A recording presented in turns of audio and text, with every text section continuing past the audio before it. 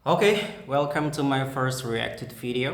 Jadi seperti biasa kita akan mereaksi secara spontan UFC 325 dan kali ini Volkanovski.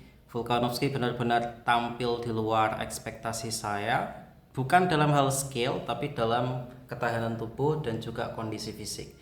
Tapi sebelumnya mari kita sedikit bahas sebentar mengenai main cardnya karena main cardnya sangat seru ya.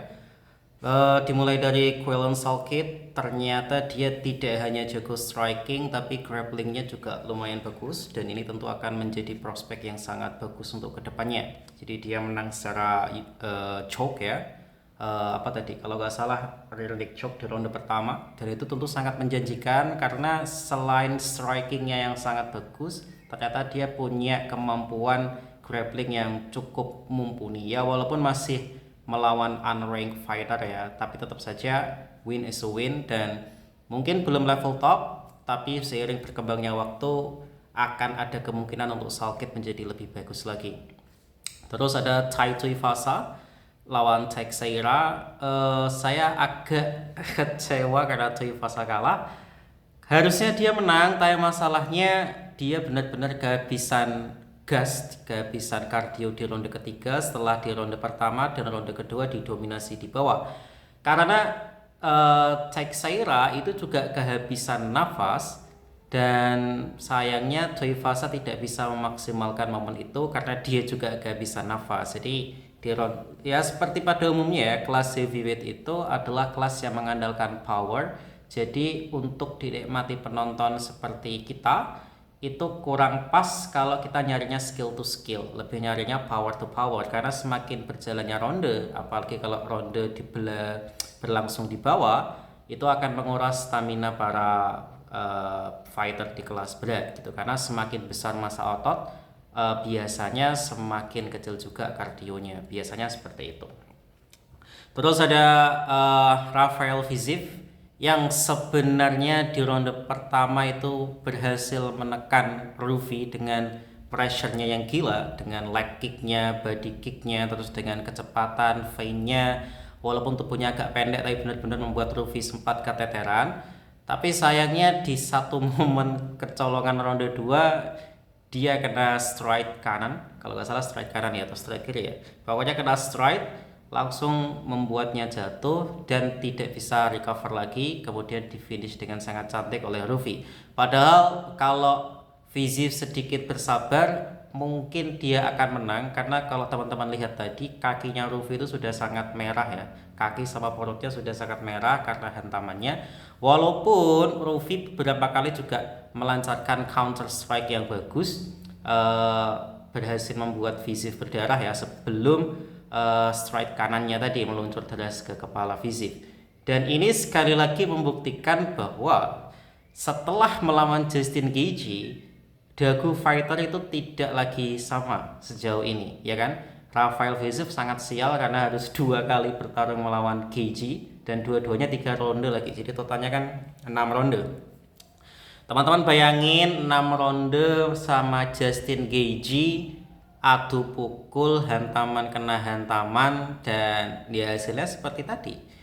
Di video lalu sudah sering saya katakan bahwa bertarung dengan Justin Gaethje itu yang buruk adalah efek dampak panjangnya ya. Mungkin pukulan Justin Gaethje itu tidak semenakutkan pukulan Topuria untuk mengakhiri fight, tetapi untuk jangka panjang itu sangat berbahaya karena dagu pasti akan pecah kalau menerima hantaman demi hantaman dari Justin Gaethje, Tony Ferguson, terus Rafael Fiziev juga sama, bahkan Dustin Poirier pun ketika melawan Gaethje itu beberapa kali juga knockdown kan setelah melawan Gaethje. Lawan Max juga sempat knockdown gitu. Jadi memang pukulannya Gaethje itu memang merusak umur ya.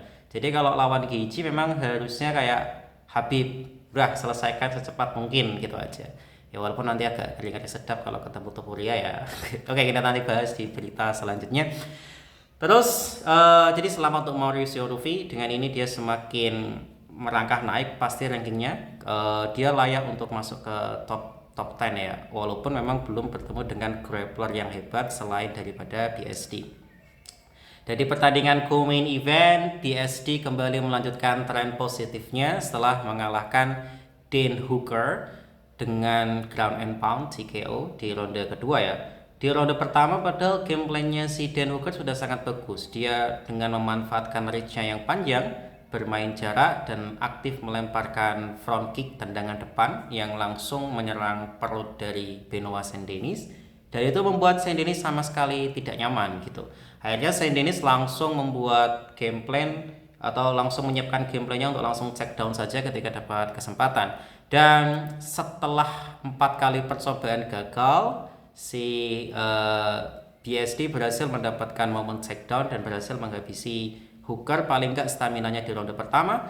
Dan di ronde kedua saya tidak tahu ya, ini kayak karakteristik fighter gym Australia mau seperti itu. Maksudnya saya nggak bilang Dan Hooker dari Australia, dia kan dari Selandia Baru, tapi kan dia satu gym dengan Volkanovski yang dilatih Craig Jones, kemungkinannya dia juga dilatih Craig Jones yang melatih JDM. Jadi entah kenapa para striker ini itu menggunakan grapplingnya tidak hanya bertahan, padahal mereka bukan ahli grappling, tapi untuk menyerang juga kalau ada kesempatan. Di ronde kedua ketika UFC 32 Islam versus JDM, JDM mencoba untuk melakukan teknik judo ke Makhachev loh. Ya walaupun itu ngaco ya, melakukan judo di master judo. Makhachev itu master judo ya.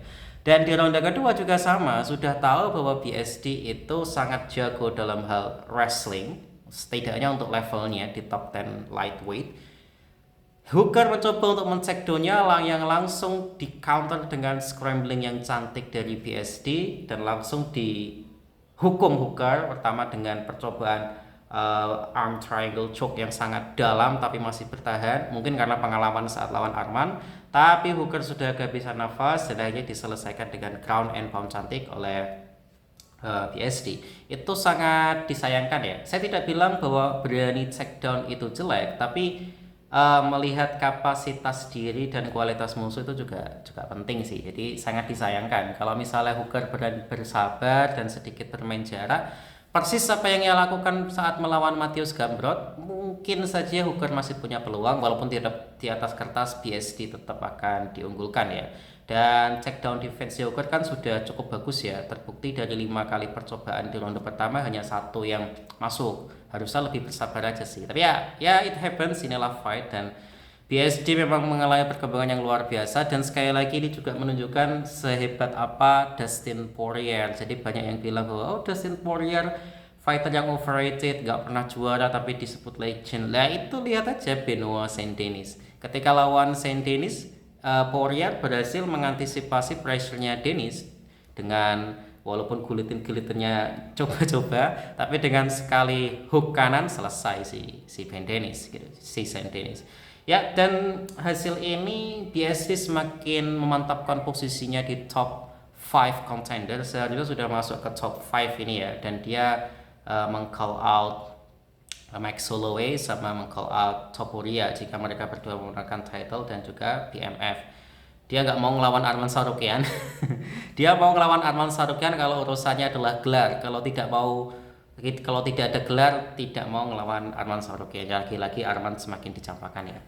Oke, terakhir kita bahas ke main eventnya. Dan main event sesuai yang saya previewkan, walaupun ada yang tidak sesuai ya. Yang sesuai itu adalah secara skill to skill saya mengunggulkan Volkanovski, dan terlihat jelas Volkanovski unggul jauh secara skill atas Lopez. Secara durability juga saya mengunggulkan Lopez karena Volk sudah sedikit menua, tapi pengalaman dan fight IQ tentu si Volkanovski unggul atas Lopez, dan itu dimaksimalkan. Dan saya sama sekali tidak kaget ketika Volk menang. Cuman yang saya kagetkan adalah ternyata kondisi Volkanovski fisiknya sudah mulai mendekati prima lagi. Harusnya di 37 tahun itu udah agak slow gitu, tapi Volk tadi udah cepat, walaupun tetap durability-nya berkurang ya. Sempat sedikit knockdown di ronde ketiga di uppercut ya, sedikit left hook, right hook atau uppercut ya, pokoknya counter di situ.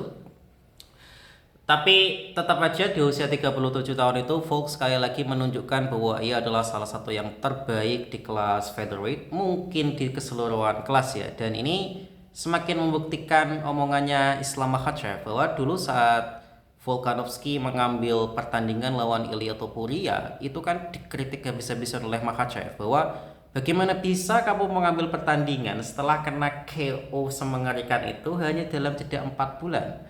Lawannya Topuria lagi, itu udah cari mati aja sih.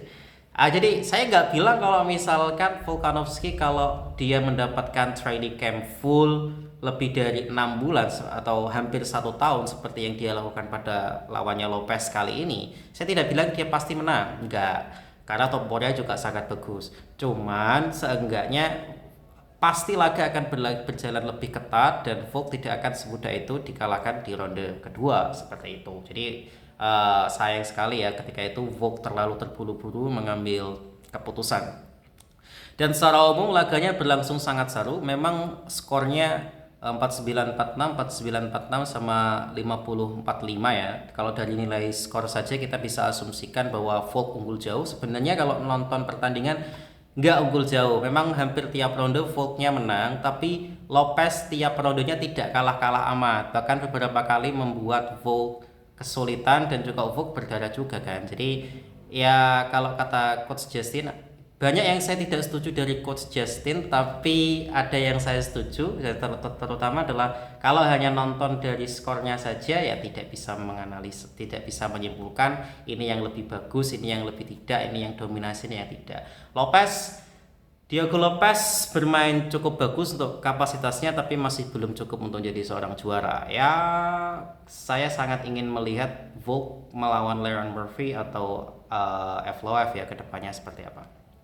Oke, itu untuk UFC 325 secara umum, first reaction saya. Untuk video reviewnya entah saya buat atau tidak, ya karena untuk event ini memang agak sepi, tidak seramai event-event sebelumnya. Apalagi kalau nggak ada Islam Makhachev, Ilia Topuria, atau Arman Tsarukyan di channel YouTube saya cukup sepi. Tapi ya semoga saya ada hasrat untuk membuatnya lagi.